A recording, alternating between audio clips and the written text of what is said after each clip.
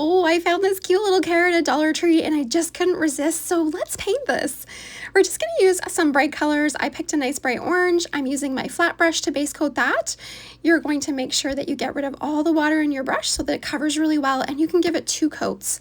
This is actually an e-pattern on my website. It has the line drawing in it so you can trace it on if drawing isn't your thing.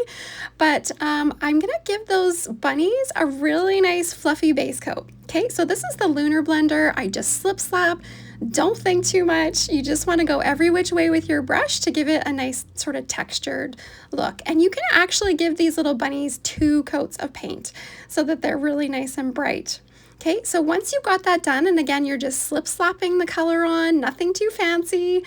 Again, don't overthink it, but you want to pull towards the outside edge just so that that edge is really nice and fluffy. Okay, so we're going to use a stippler brush, nice and dry. You're going to pick up a little tiny bit of paint, rub off the excess, and you can blush those little cheeks in. I'm still using the Lunar Blender, and I base coated the little ears in, and then you can add some little details using your liner brush. Okay, so the liner brush, you just add a little water to your paint so that it flows a little bit more easily, and you can do some cross hatching or some little spots, dots, whatever you like.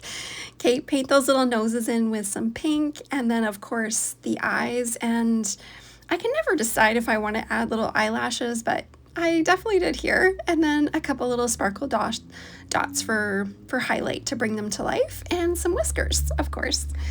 And then I couldn't resist putting in a little bunny that's hanging over the edge, so all you see is his little feet. We've got little foot pads, again, just painting those in with some pink.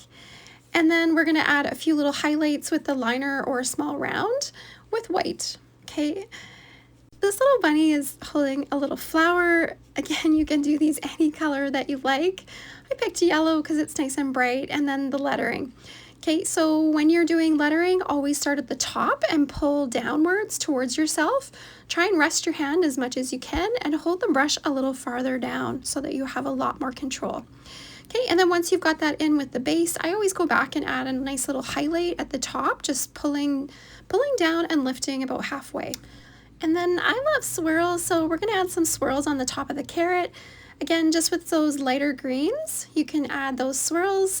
They aren't continuous. I usually pull down on the one side and then finish off on the other, pulling towards the right and the left. And then just get brighter and brighter. And then I thought I'd use a stencil, or you can use a Q-tip to add some little spots in the background just to make it a little bit more colorful. And snow text on that little bunny butt, and some glitter to finish off. I just think these little bunnies look so adorable on this little carrot. There's actually a bunny shape, so stay tuned for that. But happy Easter, happy spring, all that great stuff. Thanks for commenting, sharing, liking. Have a creative day. I'm Holly.